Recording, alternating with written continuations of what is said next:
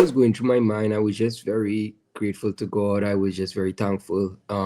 It's been a long season. It's been a long wait since I've been on the podium in terms of World Championships or Olympic Games outdoors. The two, I would say, two of the most important meets that our sport deems most important or the most special ones. So it was just a grateful feeling. It was a feeling of relief, and I'm just very, very thankful. It's hard to sum up exactly how you feel when you're just filled with so much emotion. I tend to most finals. I didn't even realize it, but um, all my personal bests have came from finals. Indoor 200 meters at Commonwealth Games, and last year the Olympic Games, and also this final here. So most times I actually don't even think about times.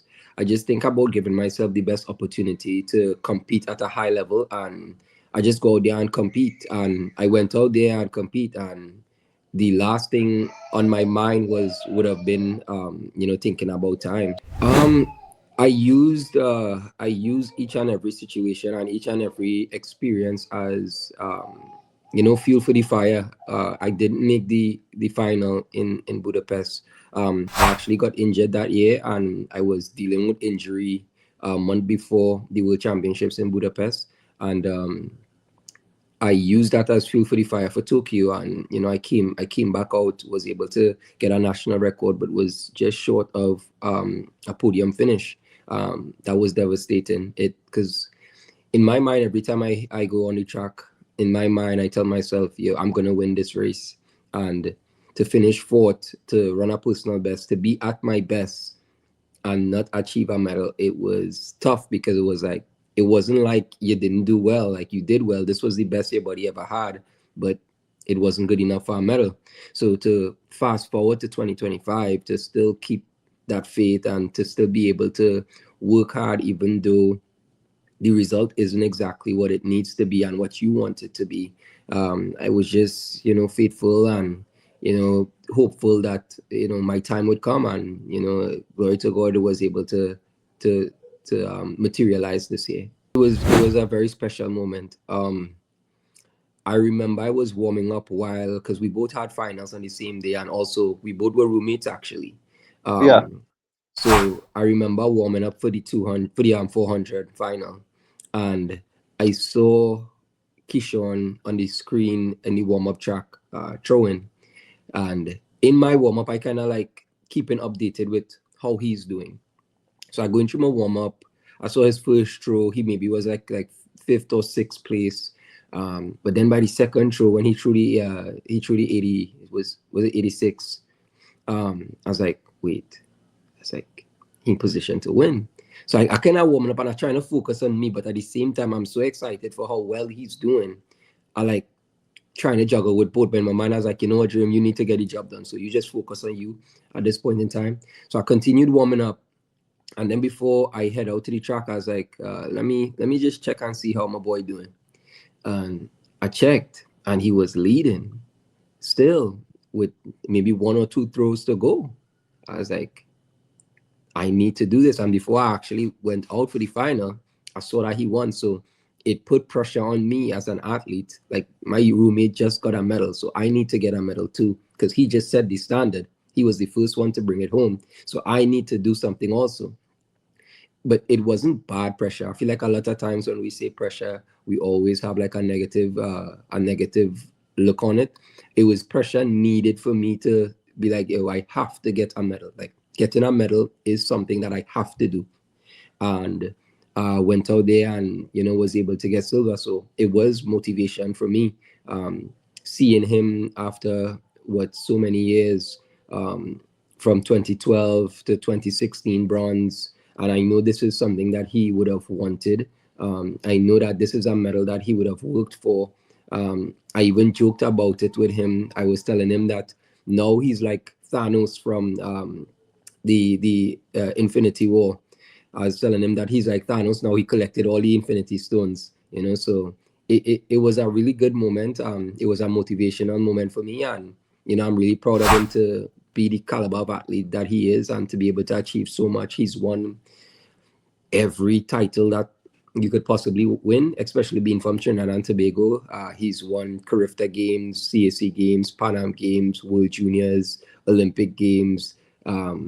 He's medaled in every championship, World Championships now. So it's just motivation. And from coming from a small country, small islands, Trinidad and Tobago, it's motivation for our younger generation that even though we come from a smaller country, we're able, and we are world beaters. So I hope that the success that we had as a country at the World Championships motivates the younger generation, not just in Trinidad and Tobago, but in the Caribbean and by extension the entire world. Yes, it does. I think it does excite me. It's something that I think I am one of those athletes that have the tools to do so, in terms of speed and strength. Is it something that I'm gonna chase? I think if it's meant to happen, it would happen. I don't want to, be chasing just a record, because in my mind, I think medals are more important. Obviously, the world record is something big. Don't get me wrong, but medals last forever. Nobody can take it away, and records could possibly be broken. So I would love to get it. I would work hard to get it, but to just think about it, to fixate about it, and press myself to go achieve it. I think if it's gonna happen, it would happen. So yeah. Mentally and physically, how I adjust, obviously, for the physical side training, it's basically what coach takes me through in terms of preparation for each event. Um, and the mental aspect, it's honestly very easy. It's like turning off a switch or turning on a switch. Um, each event is a little bit different. When you come to the 200 and the 100 meters, it's a little bit more aggressive in terms of your stride pattern, in terms of how powerful you need to be. Uh, when you talk about the 400 meters, it's a bit more rhythmic and it's not as aggressive. Now, you still have to be to a level somewhat aggressive and fast, but I prefer sometimes the 400 meters in terms of warming up. It isn't so aggressive as it is for the 200 or the 100 meters, so preparation for me is cool. Like, is not nothing. I've been running track for a while now, so, and I'm thankful that in the latter years of my career, I'm able to flourish still in the 400 meters, and still do well in the 200 meters as well. No, I didn't think at all that 400-meter world title was in my destiny at all. I always knew that I had really good capability in the 400 meters, but when it comes to when it just came to like running the event, it was just difficult for me. I didn't really understand fully how to distribute speed. I could run a 4x4 easily, but the open event, the open 400, was definitely really difficult. Um, I remember I made the Olympic Games in 2016. I was a reserve on the 4x4 relay. I didn't get to run. And I remember watching the 400-meter final. At that time, we had Marshall Sideno of Trinidad and Tobago make the 400 final. And this was the world record race that Wade Van Niekerk ran 43:03. Marshall Sideno of Trinidad and Tobago ran 44:01 and was fourth. And in my mind, I remember I was sitting next to my teammate Dion Lendo, rest in peace to Dion.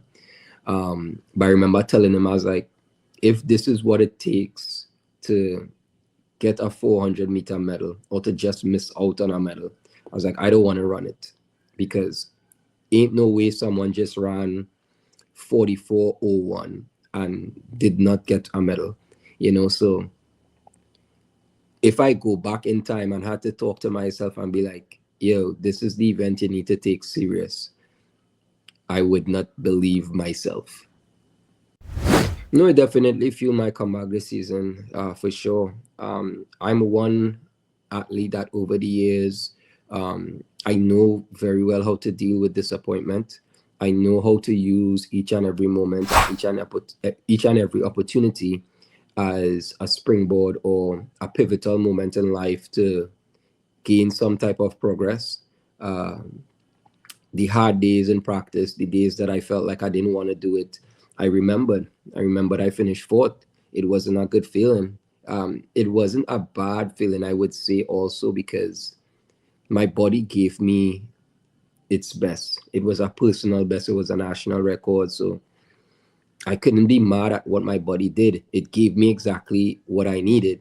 It just wasn't good enough that day, So I was able to channel all the emotions and use it to motivate me to, be able to be successful this year. And I think it's a message for all athletes, in the midst of disappointment, in the midst of things not going exactly the way you want it to go, use that as motivation to get better. Have some patience with yourself as an athlete, to be able to um, have progress in life and in track and field. Because if it was easy, everyone would do it. And um, the road to success sometimes is, laid with obstacles and hurdles. So you just need to be able to push through them. And me pushing through was getting a medal this year. And it meant so much to me, especially after being so close the year before. Carrying the legacy of Trinidad and Tobago track and field definitely means a lot to me. As I said prior, I believe that we are a very, very talented country. We have a lot of talented young athletes. To be able to come through the ranks and to be able to be one of those names that people know globally, people recognize with both 200-meter and 400-meter success is something that I carry with a lot of pride.